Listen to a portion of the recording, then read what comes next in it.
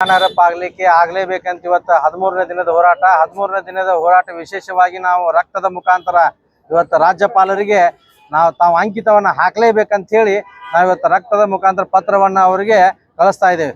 ಇವತ್ತು ರಕ್ತವನ್ನು ಆದರೂ ಚೆಲ್ಲೆವು, ಆದ್ರೆ ಮಹಾನಗರ ಪಾಲಿಕೆ ಮಾತ್ರ ಬಿಡುವುದಿಲ್ಲ ಅಂತನ್ನುವಂಥ ಒಂದೇ ಒಂದು ಘೋಷಣೆಯನ್ನು ಇವತ್ತು ನಾವು ಅನೌನ್ಸ್ಮೆಂಟ್ ಮಾಡಕ್ಕೆ ಇಚ್ಛೆ ಪಡ್ತೀವಿ. ಯಾಕಂದ್ರೆ ಯಾವುದೇ ಕಾರಣಕ್ಕೂ ನಾವು ಕ್ರಾಂತಿ ಆಗಲಿ ಸಹನೆ ಆಗಲಿ ಯಾವುದೂ ರೀತಿಯಿಂದ ಎಲ್ಲ ರೀತಿಯಿಂದ ಹೋರಾಟ ಮಾಡಿ ಮಹಾನಗರ ಪಾಲಿಕೆಯನ್ನು ಪಡಿತೇವೆ ಅಂತ ಹೇಳಿ ಹೇಳಕ್ಕೆ ಇಚ್ಛೆ ಪಡ್ತೀನಿ. ಈ ಸಂದರ್ಭದಲ್ಲಿ ಹೆಚ್ಚು ಮಾತನಾಡುವುದಿಲ್ಲ.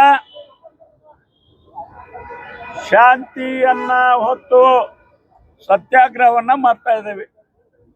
ಇವತ್ತಿಗೆ 13ನೇ ದಿನ. ಇವತ್ತು ಅವರಿಗೆ ಗೌರವಾನ್ವಿತರಿಗೆ ರಾಜ್ಯಪಾಲರಿಗೆ ಭಗವಂತ ಏನು ಬುದ್ಧಿಯನ್ನ ದಯಪಾಲಿಸಿ ಯಾವ ರೀತಿಯಾಗಿ ಸಂವಿಧಾನ ಈ ದೇಶದ 3 ಅಂಗಗಳ ನರನಾಡಿ ಹೇಗಿರಬೇಕು ಅಂತೇಳಿ ಆ ಕಾರಣಕ್ಕಾಗಿ ಡಾಕ್ಟರ್ ಅಂಬೇಡ್ಕರ್ ಅವರನ್ನ ಅವರು ಗೌರವಾದ ರಾಜ್ಯಪಾಲರ ಹಕ್ಕು ಮತ್ತು ಕರ್ತವ್ಯಗಳ ಬಗ್ಗೆ ಕಾನ್ಸ್ಟಿಟ್ಯೂಂಟ್ ಅಸೆಂಬ್ಲಿ ಡಿಬೇಟ್ನಲ್ಲಿ ಅಂದರೆ 1949ರಲ್ಲಿ ಹೇಳಿದ್ದಾರೆ. ಅದನ್ನು ಅವರಿಗೆ ನಾನು ಮತ್ತೊಮ್ಮೆ ಮನವರಿಕೆ ಮಾಡಿಕೊಡ್ತೇನೆ.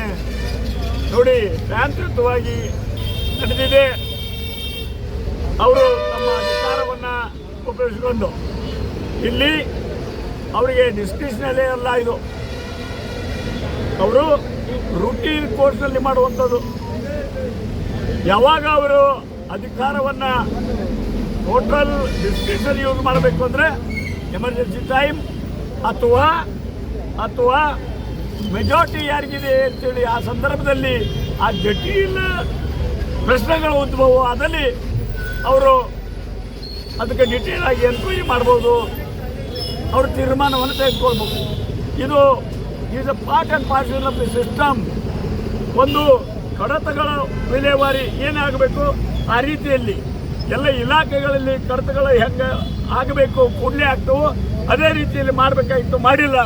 ಅದಕ್ಕೆ ಶಾಂತಿಯಿಂದ ಕ್ರಾಂತಿಗೆ ಹೋಗುವ ರೂಪ ಇಲ್ಲಿಯ ಜನರಲ್ಲಿ ಹೊರಹೊಮ್ಮಿದೆ.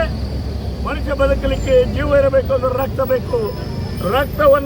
ರಕ್ತದ ಮುಖಾಂತರ ಗೌರವಾನ್ವಿತ ರಾಜ್ಯಪಾಲರಿಗೆ ಈಗ ಯುವಕರು ಕಳಿಸ್ತಾ ಇದ್ದಾರೆ.